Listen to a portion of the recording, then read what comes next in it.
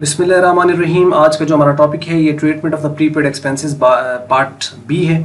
पिछला जो पार्ट था उसके अंदर आपको बताया था कि जब हम प्रीपेड एक्सपेंसेस को हम इनिशियली ट्रीट कर रहे होते हैं एज एन एक्सपेंस, इसमें हम बात करेंगे कि जब हम इनको एज एन एसेट ट्रीट कर लें, क्योंकि प्रीपेड वैसे है तो एसेट ही ना। तो अब अकाउंटेंट जो होता है अगर उसको शुरू में बता देगा कि ये प्रीपेड है तो वो फिर क्या करेगा, प्रीपेड की एंट्री पास करेगा और कैश को क्रेडिट करेगा। अगर उसे ना बताया जाए और उसको वाउचर दे दिया जाए कि जी ये फॉर एग्जांपल जी सैलरी है, अब उसके ऊपर तो ये नहीं है कि जी प्रीपेड है, वो उसको बाद में उसको जब बताया गया कि जी प्रीपेड है तो उसका मतलब बाद में उसको एडजस्ट करना है। तो इनिशियली एज एन एक्सपेंस भी ये रिकॉर्ड हो जाते हैं और एज एन एसेट भी रिकॉर्ड हो जाते हैं। अगर ये एज एन एसेट रिकॉर्ड हो जाए तो तब हमें क्या करना है, तब इसमें से ये होगा कि एसेट के तौर पर रिकॉर्ड तो हो गया, लेकिन जब अगला साल यूज होगा तो उसमें अब इसमें से कुछ पोर्शन आप यूज कर लोगे, या मतलब वो एक्सपेंस में कन्वर्ट हो जाएगा।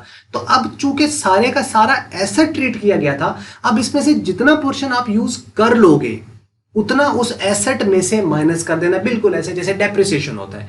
और जितना यूज हो गया वो आपका क्या है, एक्सपेंस है, उसे एक्सपेंस साइड पे लिख देना है। जैसे बिल्कुल डेप्रिसिएशन की ट्रीटमेंट होती है ना, तो बिल्कुल इसकी डेप्रिसिएशन की तरह होने की, एसेट में से लेस होता है और प्रॉफिट लॉस की डेबिट साइड पे शो होता है। ये एसेट में से लेस तो होगा जो भी एसेट है, लेकिन अब ये प्रॉफिट लॉस में जाएगा डेबिट साइड पे या ट्रेडिंग में जाएगा, वो डिपेंड करता है।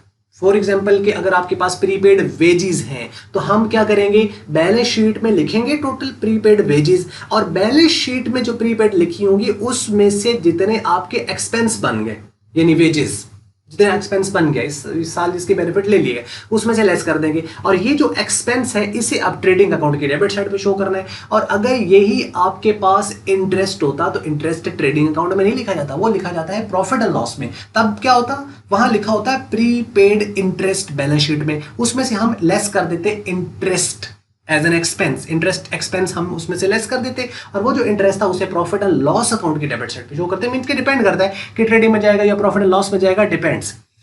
क्लियर होगी बात? तो ये है यहां तक। अब इसकी एंट्री अगर आप देखें जी, वो बात कर रहा है कि when initially recorded as an asset, तो उसने क्या किया होगा, प्रीपेड एसेट जो भी एसेट है, ठीक है। अब यहां पे उसका नाम आएगा, जैसे प्रीपेड रेंट अकाउंट हम लिख लेते हैं, प्रीपेड रेंट टू कैश उसने कर दिया होगा। बाद में उसे बताया गया कि इसमें से इतना रेंट अब हमने इस साल का जो रेंट था वो हो गया, तो मींस के उसे अब उस एक्सपेंस एसेट में से लेस कर देना है, यानी प्रीपेड रेंट में से हम क्या कर देंगे, लेस। अब इसी अमाउंट को जितना वो रेंट एक्सपेंस बन गया वो क्रेडिट हो जाएगा, क्योंकि एसेट कम हो तो क्या होता है, क्रेडिट, तो ये क्रेडिट हो जाएगा। और बाकी जितना उसका पोर्शन है वो क्या बन जाएगा, एक्सपेंस। यानी एंट्री क्या बनेगी, rent account to prepaid rent account. Commission होता तो क्या बनती, commission to prepaid commission. Interest होता तो interest account to prepaid interest account.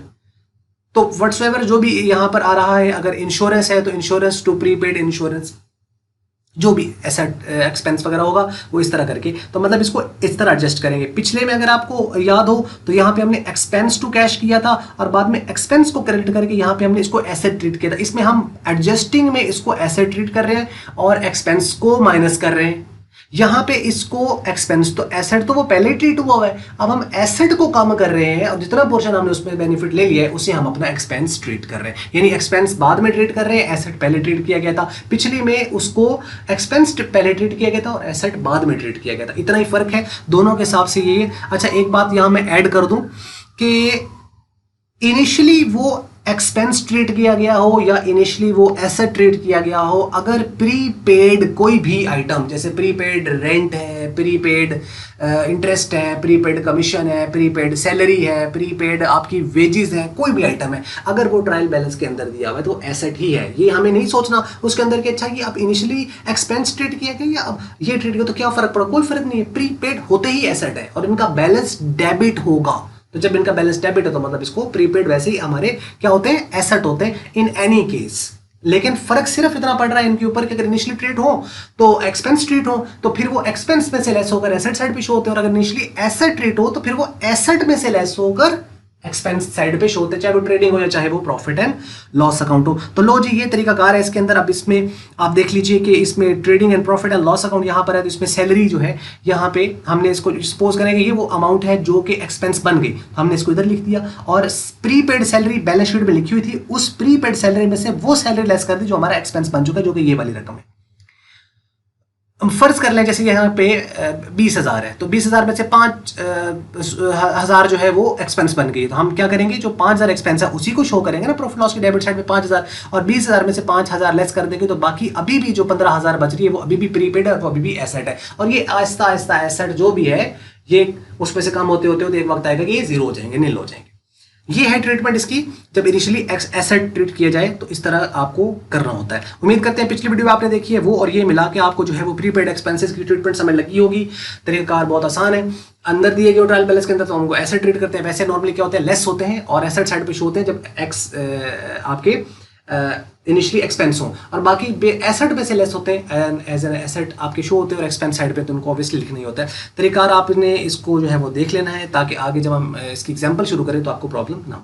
ये थी मल्टीपीडिया की वीडियो। अगर आपको मल्टीपीडिया की ये वीडियो अच्छी लगी तो इसको आप लाइक कर लें, शेयर कर लें दूसरों के साथ। अगर आपको अच्छी नहीं लगी उसको आप डिसलाइक करें। वीडियो देखने का हमेशा की तरह बहुत बहुत शुक्रिया।